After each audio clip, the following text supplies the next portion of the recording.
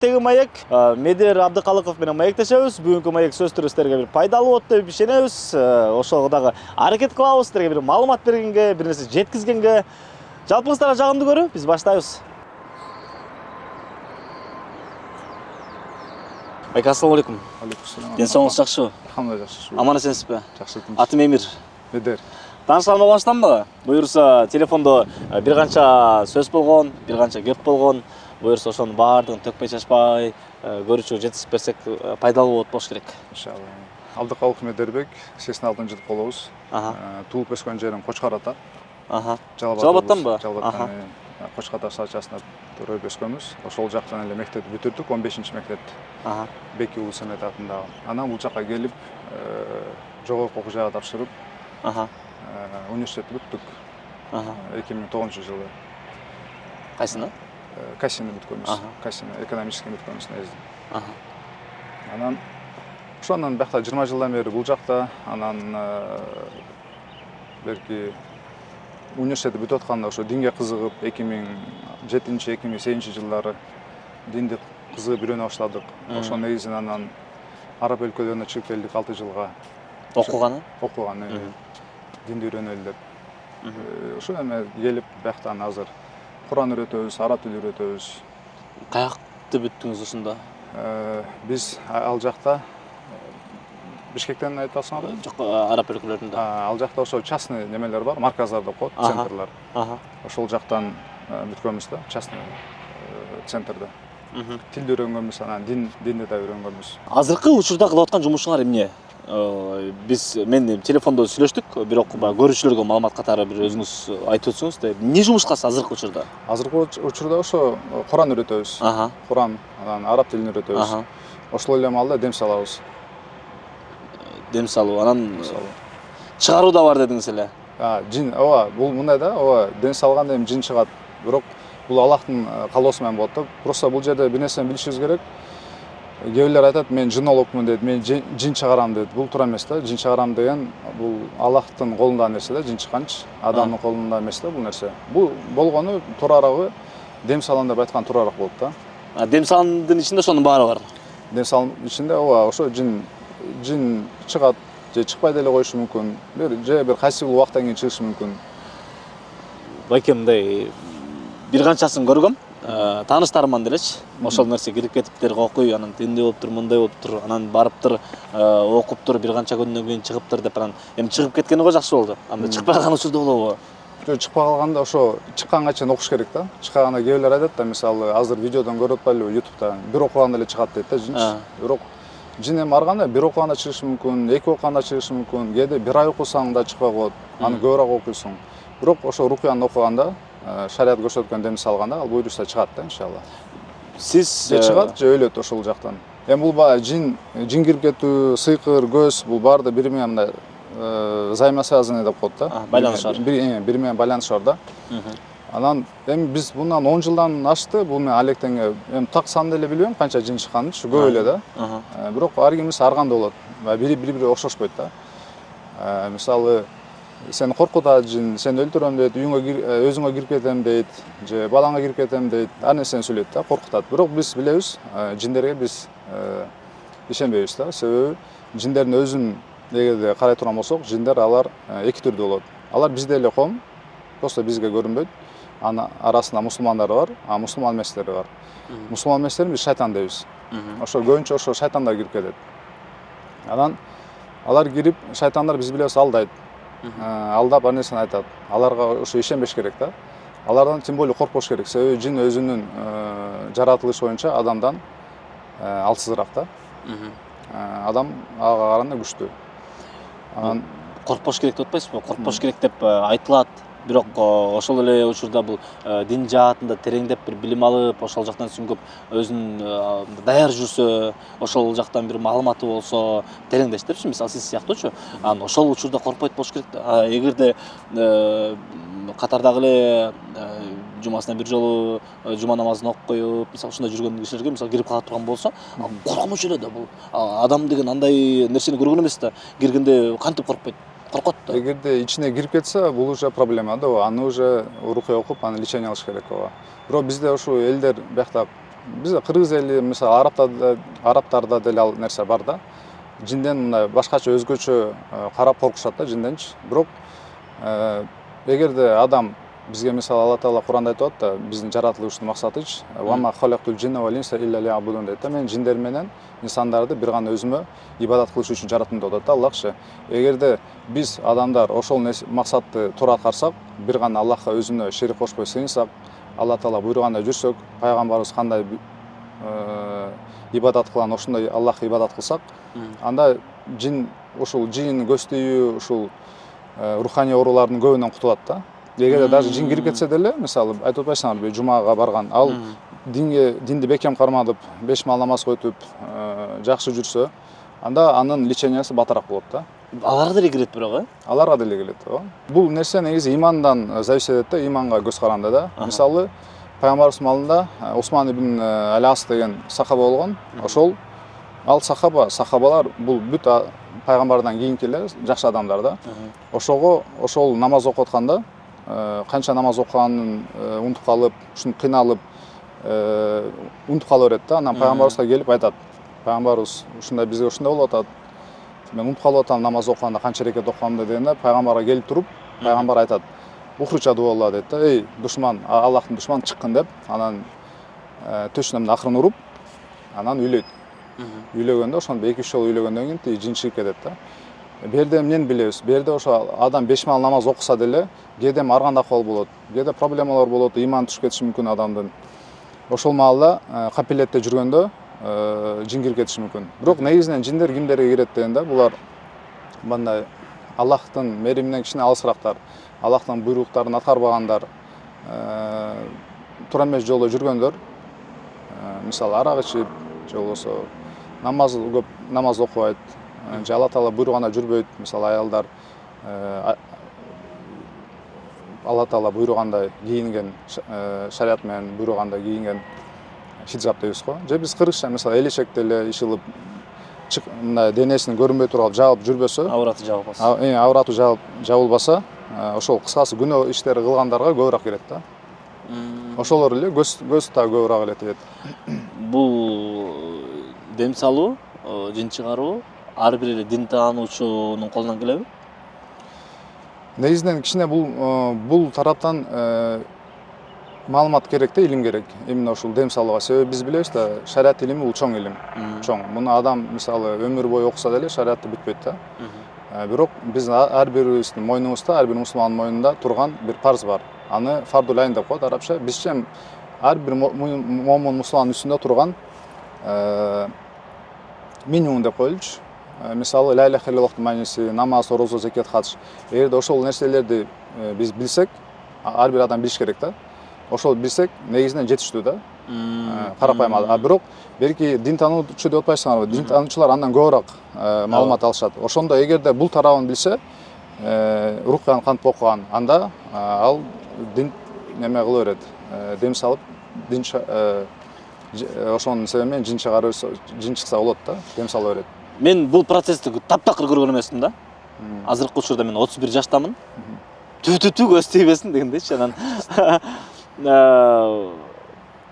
катышып көргөн эмесмин. Бирок мен тааныштарымды көргөм, жогоруда айткандай эле ушундай болуп кеткендердин күчү тим эле ашып ташып тигиндей болгондордун көрүп, анан бар ошентип дем салып өзүнө келгендердинчи. Айтып бериңизчи, өзүңүздүн практикаңызда өткөн бир эсте калган кандай учур болду эле? Кандай ким кайрылды эле мисалы? Эми элдер көп эле кайрылат. Анан бир окуя ошо бир жаш балага жин кирип кетет. Канча жаш? Где-то 15-16 жаш балага. Анан алар келип ошого рукка окуганда, ал жоон үн менен сүйлөйт да, чоң киши, бир 40 кишинин, анан кавказский акцент менен сүйлөйт. Охо. Мен андаймын, мен мындаймын деп. Анан аны чыккын деп ошо рукка окуп, анан ал чыгып кеткен да. Бирок ал бала аябай коркутуп, кыйкырып, бакырып, эми жинде бул жин чыгып атканда же дем салып атканда жинге ал нормальный процесс болуп калат да. Кыйкырат, бакырат, тепкиленет. Анан чыгып атканда да аябай катуу кыйкырып, ошон чыкканда болгон да. Эми чыгып кеткен да мындайчы. ал баланын өзү жаш бала, бирок үнү өзү жаш арык бала болчу. Бирок үнү аябай неме да, жоон. Жиндинчи. Анан ошондо эми андай нерсени көргөндө жан кыйналат да. Ал бала, жаш бала өзү кыйналып атканын көрүп, мындай бор ооруйсуң да. Ага ошкондор эми көп негизичи. Кээ бир жаш кыздарга кирип кетет, чоң кишилерге кирип кетет. Анан баары эле мындай жанды кейитте турган эле нерсе да. Бирок ошол негизи дем салганда бир нерсени билишибиз керек. Биякта бизде ошо кээде ката кетип калат башка дем салгандардан.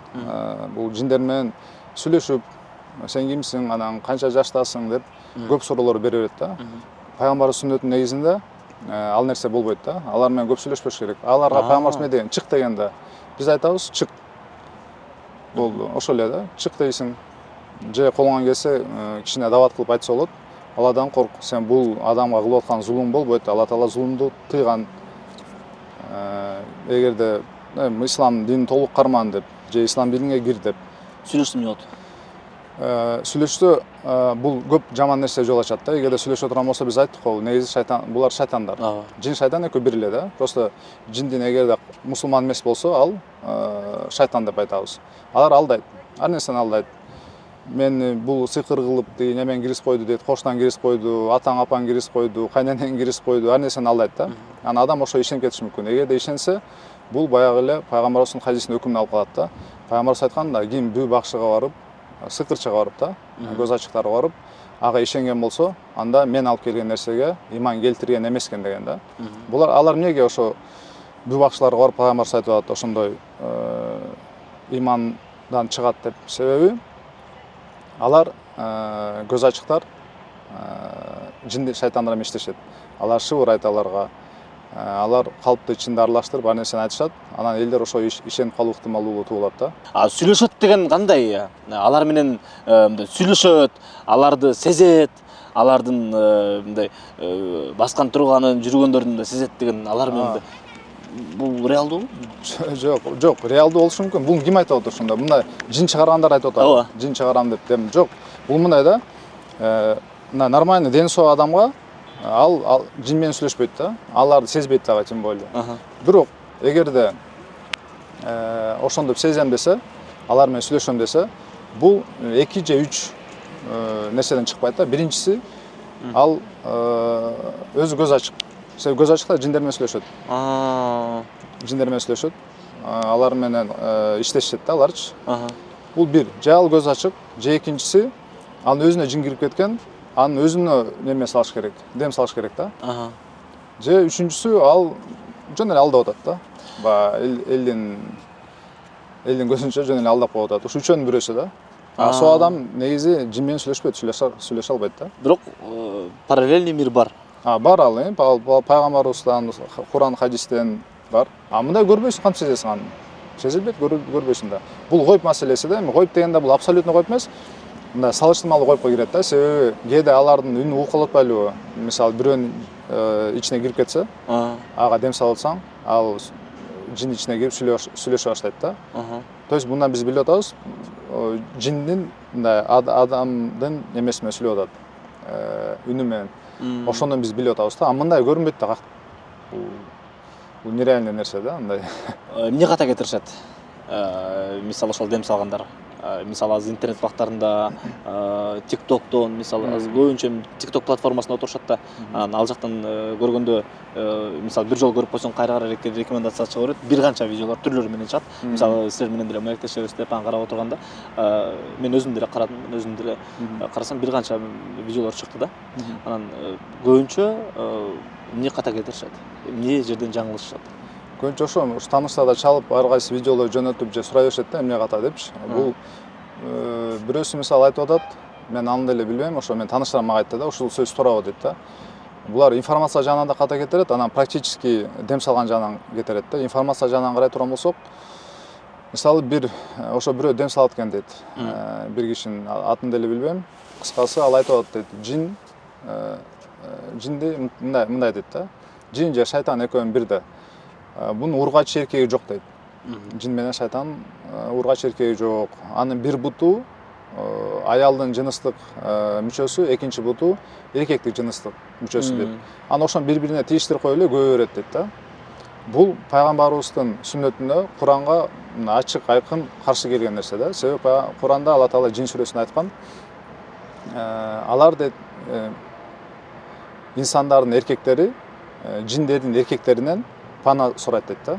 Пана сурайт. Анан ошондо жиндердин эркектери да күчөп, алар да көбүрөөк коркутчу дейт да. Бул аяттан биз билебиз эркек жиндер бар экенин. Ошондой эле пайгамбарыбыздын дуасына, мисалы биз ажатканага кирерде пайгамбарыбыз ушу дуаны айтылат экен да. Аллахумма инни аузу бика минал хубси вал хабаис дейт. Алла Таала, мен сенден пана сурайм жиндин аялынан жана эркегинен деп. То есть пайгамбарыбыз өзү ошону тасыктап айтып атат. Жиндин эркек аялы бар экен деп. Азыр соц тармакта ушу андай жок деп пайгамбарыбызга каршы сөздөр айтышат да, пайгамбарыбыз хадисине. Эркеги кирген менен ургачсыз аялы киргендин айырмасы болобу, адамга кирген? Кандай айырмачылыгы болот мисалы? Айырмачылык жок. Мындай эми киргенде бир нече себеп менен кириши мүмкүн да. Мисалы эркек жин кыз кишини жакшы көрүп калып кирип кетиши мүмкүн. Же биз алар көрбөйбүз да. Ошондой да болуп, алар жакшы көрүп да калышы мүмкүнбү? Алар жакшы болуп да көрүп калышы мүмкүн ооба. Ошондо кирип кетет. Аялдар эркектер жакшы да көрүп калышы мүмкүн. Андай да бар, андай да. Мен жакшы көрөм, мен чыкпайм деп дем салган туура көп, андайлар көп да, андай учурлар. Ошон үчүн андан сактанганда билиш керек да. Мисалы кирип кеткендин бир ошо бирден бир себеби алар бизди көрүшөт, биз алар көрбөйбүз да. Суктанып, жакшы көрүп кирип кетишет.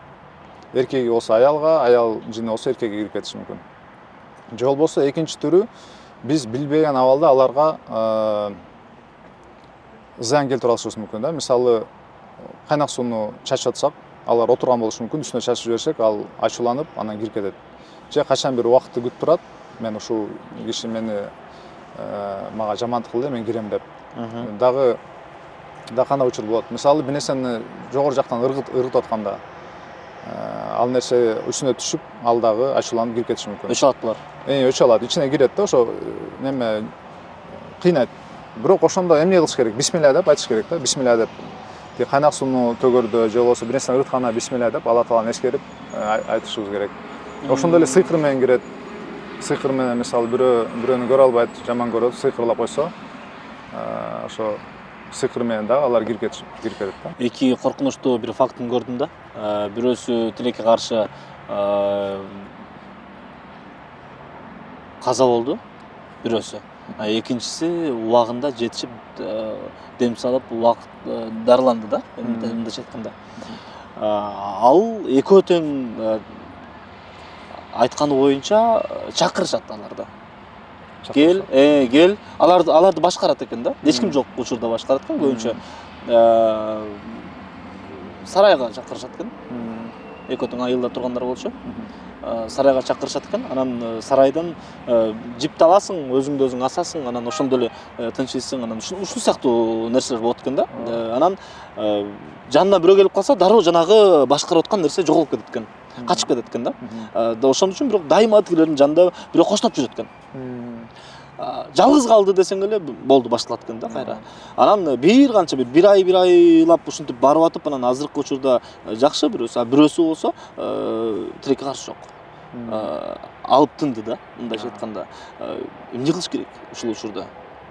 Жин кирип кеткенде эмне кылыш керек, Жок, бул кандай учур бул? Бул деле жинби? Туура жин ооба, бул жин себеби менен бул тагдырга Алла Таала ошону жазган экен, ошону көрдү да. Бирок биз мындай да, бизге тагдырга Алла Таала жазган нерсени качан билебиз? Ал болгондон кийин билебиз да. Биз мойнубузда болгон нерсени аткарышыбыз керек. Бул көп болот. Мисалы жин кирип кеткенде көбүнчө ошо суицид, өзүн өлтүргөнгө андай көп да. Ооба да, аябай. Ал ошол шайтандар мусулмандарды көрө албайт. Негизинен адам баласын көп көрө албайт, анан өзгөчө мусулмандарды көрө албайт да. Анан болгон жаман нерселер жасашы мүмкүн. Ошондо кирип кетет, өлүмгө душар кылат, асынып ал дейт. андай учурлар көп да. Чыркыратып бир жандыкты асып сал ошонун ордуна деген сыяктуу дагы ырым-жырымдар бар турбайбы? Бул туура келеби? Мисалы кыйнап атат да тигине.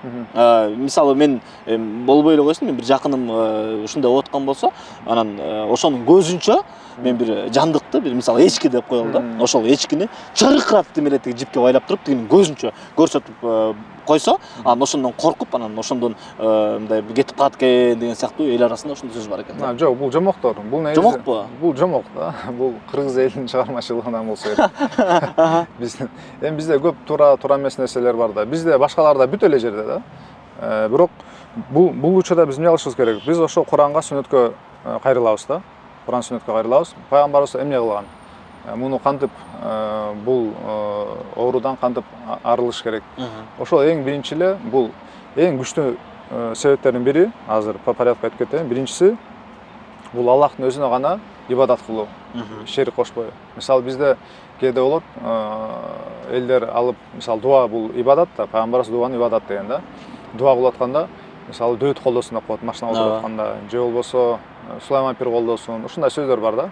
Бул негизи туура эмес сөз да. Себеби бул ибадатты бир гана Аллахка арнайбыз. Ошол ибадатты бүтүн Аллахка арнашыбыз керек да.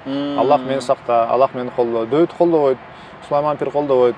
Анан ошентип биз туура эмес сөздөр айтканда, бул ширк сөздөр дегенде Алла Таала эң жакпаган нерселер, кечирилбей турган күнөөлөр да. Эгерде тооба кылбаса кечирилбейт. Ошол нерседи жасаганда адам алсыз болуп калат. Алла Тааланын коргоосунан чыгат. Ошондо кирип кетиши мүмкүн. Ошо биринчи кыскасы эме экен, Алла Тааланын өзүнө гана шерик кошпой сыйынуу. Анан сыйынганда да биз өз калаганда сыйынбайбыз. Сыйынганда пайгамбарыбыз кандай көрсөткөн болсо, ошондой жол менен. Пайгамбарыбыз жол. Мисалы кээ эле айтышы мүмкүн, мен мынакей ла иляха иллаллахты айттым, мен жүрөгүм таза, намаз окубайм. Эң жүрөгү таза адам бул пайгамбарыбыз болгон да. Бирок пайгамбарыбыз намазды өлгөнгө чейин тыштаган эмес. Жана бизге айтып келген, осат кылып кеткен, намазды окугула, намазды тыштабагыла деп. Биз пайгамбарыбызга ичишибиз керек. Бул экинчиси. Үчүнчүсү ошол пайгамбар, ошол Алла Таала буйругандай, ла иляха иллаллахтын маанисин үйрөнөбүз, билебиз. Экинчи намазга бекем болушубуз керек. Намаз, орозо, зекет, хадж, Алла Таала буйруган нерсе аткарабыз. Анан пайгамбарыбыздын эмелери бар, зикирлери бар. Эртең менен кечинде өзүнүн атайын зикирлер, Алла Тааланы эстеп сөздөр. Мисалы, ошол зикирлердин бири ла иляха иллаллах вахдаху ла шарика лах, лахул мулку ва лахул хамду ва хуа аля кулли шейин кадир. 100 жолу айткан эртең менен. Ошондой эле муавизат деп коет. Кул хуаллаху ахад, кул аузу бираббил фалак, кул аузу бираббин нас. Ошону 3-3төн айткан эртең менен кечинде. Аятул курсини окуган эртең менен кечинде. Ошол нерселерди эгерде биз аткарып түз жүрсөк, биз мындай нерседен алыс болобуз да. Жин негизи адамдан коркот. Имандуу адамды көргөндө жин коркот да. Себеби пайгамбарыбыз хадис бар го. Умар радиаллаху анху айтат да. Умар дейт, сен баскан жолдон шайтан баспайт деген да. Ал эмнеге баспайт? Себеби анын иманы күчтүү, Аллахтан коркот. Эгерде Аллахтан туура биз коркуп динди бекем карманса эле, мындан ушуга окшогон оорулардын көбүнөн биз алыс болобуз да. Түшүнүктүү. Эгерде ошондо бана кирип кетип, силер айтып атпайсыңарбы, эме деп, өлтүр деп атат же башка деп атат. Биз кайра эле Аллах Таалага кайтсак, Алла Таала тообону кабыл кылчу да. Алла Таала кечирет. Кандай күнөө болбосун, биз тооба кылсак кечирет. Ошол Алла Таала кайтсак, ошол оорусунан бат эле айыгат да.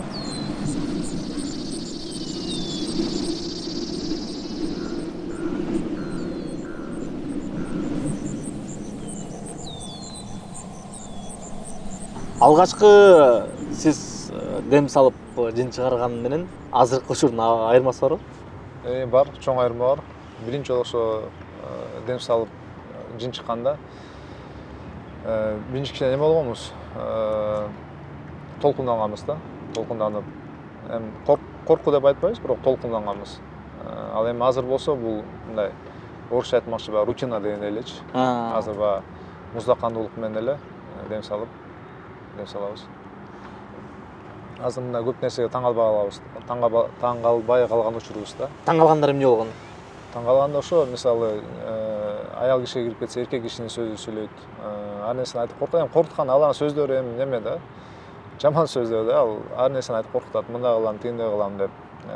Мисалы бирөөнү ошондоп дем салып атканда, бир жаш балага. Ал жатып башынан кармап дем салып атам да. Тиги бутуна болсо, чоң эле бала отурат. Андан чоң эле бала да. Ошону буту менен мынтип өйдө көтөрүп, аны секиртип неме кылып атат буту мененчи. Башында көргөндө ал неме болчу. Мындай көргөндө таң калчу да, кантип депчи. ошо как раз эң биринчиси ошо бала болгон да. Толкунданып. Буту эле көтөрүлүп атабы? Жок, бутун мындай буту жатат да, жерде жатат өзү. Анан бутун нары бери кыймылдабасын деп бир бала мен өзүм тууганымды отургузгам да. Бутуна отурсам, мына туруп тигини көтөрүп неме кылып атат, ыргытып. Жаткан жеринен Жаткан жерин. Анан мында карап кичине таң калгансың, толкундангансың да. Азыр көп нерсеге уже неме таң калбайсың да. Берде бир тааныш немелерден мусулман бир туугандардын ошондо бирөөгө дем салып атканда айдан ошо баладан жин чыккан экен да. Жин чыгып, анан үйүнө келсе, тиги кичинекей кызына кирип алыптыр. Анан ошо ал да дем салып, кызынан да чыккан дейт да. Эми алар болот анда өч алып, колунан келген нерсени жасайт. Бирок биз билишибиз керек, эгерде иман күчтүү болсо, Алла Тааланын буйругунда жүрсөк, ал эч кандай зыян келтире албайт да. Силерде деле коркунуч бар турбайбы анда, Алар бул эми аларга согуш жарыялагандай эле да. Сен барасың алардын туура эмес кылган иштерин пресекать этип, мындай жасабагыла деп аларды кыйнайсың. Окуганда алар кыйналат да. Ошончо чыгат да. Аларга сен согуш эле жарыялагандай да, алар сени жаман көрүшөт. Чыккан учурда, айта бериңиз. Анан ошо любой моментти күтөт да, эмне кылып сага бир жамандык кылып жиберсем деп. Чыккандагы адамдын абалы. Чыкканда ошо мындай болот. Чыкканда көбүнчө дем салып атканда эми кыйналат да. Бир нече убакыт, бир нече саат саласың. Анан чыкканда эмне болду десем, мындай жылуу бир шамал чыккандай болду деп, мен жеңилдеп калдым дейт да. Аябай жеңилдеп калдым дейт. Болду, башка эч нерсе жок. Жок, болду ошол эле. Эми дем салганда көбүнчө минимальный 45 мүнөт салабыз. Себеби көбүрөөк салган жакшы, кээ бирлеринен 5-10 мүнөт салып коет дейт, ал туура эмес да. Көбүрөөк эле окуган жакшы. Биз 45 мүнөт салабыз. Көп окуганда 2 саат, 3 саатка чейин болот. Эми адамдын немесинен да зависит этет да. Оорусунанчы, кээде жин кирип аябай эле кыйналып атса, анда көбүрөөк салабыз. Кээде көп салганда адам кыйналып калат, анда кичине азайтабыз. Ошо адам акылына карап. Бирок эң аз салганда эле ошо 45 мүнөттөн салабыз да. Туура эмес кылгандар боюнча да айтып берем дедиңиз эле. Эмнени? Туура эмес боюнча ошо баягы биринчи айттык го, ар кайсы туура эмес маалыматтарды ошентип айтат, динде болбогон нерселерди. Анан экинчи ошо практический жактан, мисалы, өткөндө бирөө бир видеону жөнөтүп жибериптир. Аялга дем салып атат, аял кишиге. Аял киши мындай хиджаб кийген киши экен, бетин көрсөткөн жок. Бирок ошону чык деп белинен кармап атат, иши караган кишичи. Белинен, анан мойнунан. Субханалла, бул аял неме да, бирөөнүн аялы, же бирөөнүн апасы, бирөөнүн эжеси, карындашы деген. Бул жин чыгарам деп эле мындай шариатты чекеге коюп койбош керек да. Муну деле шариаттын негизи менен, шариаттын чеги менен жасаш керек да. Анда кылган болбойт. Мисалы, аял киши келсе, пайгамбарыбыз айткан, аял менен эркек бир жерде болсо, үчүнчүсү шайтан болот деген туурабы? Ошон үчүн андай жерде махрам деп коет, же күйөөсү келиш керек, же атасы, же агасы жанында отуруш керек. Бул туура эмес да. Анан тем более аны кармап чык деп белинен кармайсың, анан башынан кармайсың, мойнунан кармаган, бул шариатка туура келбеген, бул жат көрүнүш да, болбойт анда. Ким кармап берет? Бир туугандар кармап береби? Эгерде козголуп аябай жаман болсо, бир туугандар кармаш керек го. Анан бул мисалы аял тиги видеодо эчтеке кылган жок, жөн эле кыйкырып отурат, жөн элечи. Анан тиги келип мынтип белин кармап чык деп неме кылып атат да. Ал анысы эчтеке кылган жок. Ал жөн эле окусаң деле ал кыйналып эчтеке кылбай отура берет да, ал аялчы. Беркинде козголуп, нары бери чуркап, анан сени өлтүрөм, урам десе, анда, конечно, ошо махрамы, күйөөсү же башка бирөөсү кармайт да. Анан ошондой эле да, бизде кээде бир неме комната ушуну аялдарды алып, 15-20 аялды киргизип эле өзү да окуп, бул да туура эмес да, шариатка туура келбейт. Анан кандай болуш керек? Аял киши окуганда ошо анын махрамы болуш керек, күйөөсү болуш керек. Мисалы, бизде окуганда, эми биз андай группага кылып окубайбыз да, биз индивидуально окуйбуз. Бир кишиден же эки болот, эки киши качан ошо эгер аял окусаң, анда жанында күйөөсү болот, күйөөсү жанында отуруп турат. Же баласы отурат, же агасы отурат жанында. Анан кээде болуп калат, бала чакасы менен келип калат, там 1-2 баласы өзү болсо, анда ошо 2-3 киши болуп калат. Дем дегенде ушу неме да, ооздон чыккан үн да, ошону дем дейт да, рукуя. Анан баарын отургузуп алып, берки колонканы коюп алып, 15 аялды, 15-20 аялды алып окуган, пайгамбарыбыз мантип окуган эмес да. колонка мейли алмалда жок болчу, бирок 15-20 адамга баарын, тем более аялдарга андып кылган болбойт да. Жекече кабыл алам дедиңиз го сиз мисалы. Демек сизге кайрылса болот. Ушундай ооруга чалдыгып калгандар. Ооба, биз азыр деле бул немен алектен өз Куран жаттатып, Куран окутуп үйрөтөбүз, тажвидти, анан ден салабыз, ооба. Кайсы жакта? Бишкектеби? Бишкекте эле биз турган жерибиз эмеде, Молодая гвардия неме чүй жакта турабыз, ошол жакта. Мисалы ар кандай чалуулар болуп калышы мүмкүнбү? Күнбү, түнбү келип бере аласыңбы медер деген сыяктуу. Барып бересиңерби же барып бербейсиңерби? Же өзүңөр эле келди деп атасыңарбы? Жок, үйүнө да барган учурлар болот. Кээ мисалы, өлүп атам, жаман болуп атам, келбесең болбойт. Азыр бул балам өзүн өлтүрөм деп атат. Же ар кайсы сөз айтат да. Анан кээде түндө деле үйүнө барып окуган убактар болот. Үйүнө көбүнчө ошо үйүнө барып окуп калабыз. Бирок ошол жерден деле кабыл алабыз. Кош бойлууларга кириши мүмкүнбү? Кирет. Балага зыян болобу? Эгерде зыянды бар, аны окуп неме кылыш керек да. Көбүрөөк дем салыш керек, аны чыгыш керек да. Эмне зыян болушу мүмкүн балага? Балага боюнан түшүп калышы мүмкүн. Боюнан түшүүнү ыкмалдуулугу чоңураак эгерде жең кирсе, боюна бар адамга, боюна бар аялга. Аларга бизден эмне керек? Эмнеге келишет алар дегенде? Эмнеге басышат? Биз эс алалы деп келдик да. Биз чарчадык да. Бул мына да. Бул согушту мурун эле баштаган да, биздин адам атабыздан. Адам атаны Алла Таала жаратып, анан кийин иблиске сажда кыл деген да, кылып койот.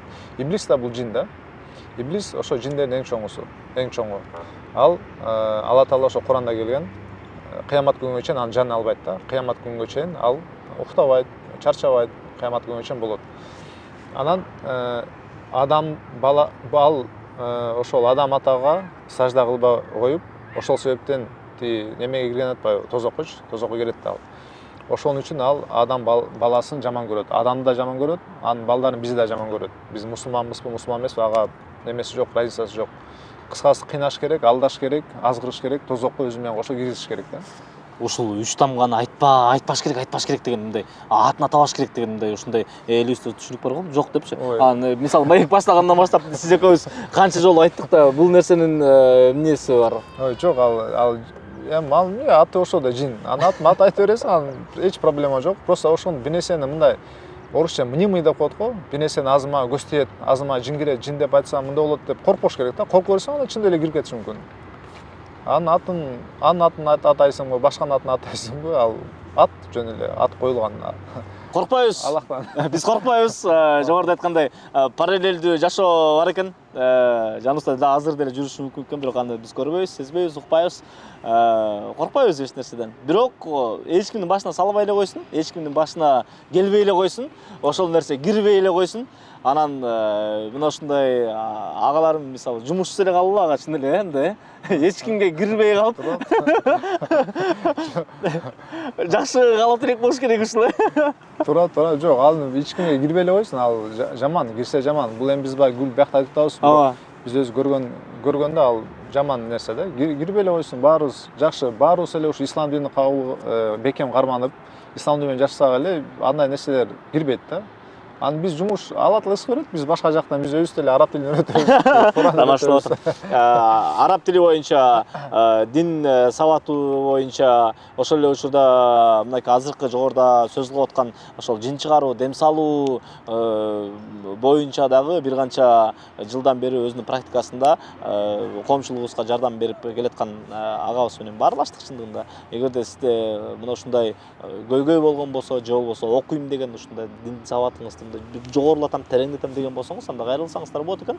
Анын баарын сөз түрдө экранда жазылган, же болбосо төмөнкүдө описанияда жазылган номерлер аркылуу байланышсаңар, чалышсаңар, акылдашсаңар, анан сөз түрдө жолуксаңыздар болот. Биз ортодо бир гана көпүрө эле болдук. Жыйынтыктап бересизби ага? Жыйынтыктап, ушу Алла Таала эми элибизге, жерибизге тынчтык берсин. Баардыгыбызды өзүнө гана шерик кошпой жакшы ибадат кылгандардан кылсын. Ошо дин түз туура үйрөнүп, Алла Таала жолунда жакшы кызмат кылгандардан кылып, ушундай жин, шайтан жана башка жаман нерселерден Алла Таала бизди олак кылып, алыс кылып, тынччылыкта, бейпилчиликте жүрө берели. Негизи эле ар бир эле адамдын мойнунда ушу 3 нерсе бар да. Биринчиси Алла Таала ага жакшылык берет. Экинчиси любой эле адам мойнунда. Экинчиси ага сыноо берет. Бир проблемалар болот. Үчүнчүсү адам, эми биз периште эмеспиз, күнөө кылабыз да. Эми биздин акыбалыбыз кандай болуш керек? Ошол эгерде Алла Таала бизге жакшылык бергенде, ошого шүгүр этип, дагы Алла Таала көп ибадатыбызды күчтөндүрүшүбүз керек. Анан эгерде бизге Алла Таала сыноо берсе, бир кандай кыйынчылыкта, анда сабыр кылып, бул Алла Таала мага жазган, тагдырына жазган нерсе экен, сабыр кылышым керек. Буга мен сабыр кылсам, Алла Таала мага сооп жазат деп сабыр кылабыз. Үчүнчүсү, эгерде күнөө кылсак, эми ар бир эле адам күнөө кылат да. Күнөө кылганда дароо кайра Алла Таала кайтышыбыз керек, тоого кылышыбыз керек. Ошол күнөөбүзгө кечирим сурашыбыз керек. Күнөөбүзгө өкүнүп, экинчи жасабайын деп Алла Таала кайтышыбыз керек. Ушул үчөөнү жасаган адам бул бактылуу адам да. Ошо баарыбызга бактылуулук каалайм. Эки дүйнөдөн бактылуу болойлу. Чоң рахмат ага маегиңизге. Маалыматыңызга жогоруда айткандай баягы керектүү маалымат болуш керек деген кепти айтпадык бирок, сөздү айтпадык бирок. Жаңылбас жаак болбойт, мүдүрүлбөс туяк болбойт дегендей бир сонун сөз бар го элибизде. Ар ким жаңылыштык кетирип, туура эмес маалымат менен, туура эмес нерсе менен баягы мен ушундаймын, мен ушинтип чыгарып берем, же болбосо мен сени ушинтип жиберем деген жаңылыштык менен кылып алган болсо, эми ал деле кечиримдүү. Азыркы учурда агабыздын айтканы боюнча, агабыздан алган билимиңиз менен агабызга келип ошол өзүңүзгө дем салсаңыз, анда мен жеке оюмда жакшы деп болуш керек. Өзүңүздүн ден соолугуңузга жакшы караңыз, өзүңүзгө жакшы караңыз, урматтуу көрүүчүбүз. Кайрадан кийинки бөлүмдөн көрүшкөнчө аман эсен туруңуздар. Оорубайлы, коркпойбуз эч нерседен. Жакшы туралы.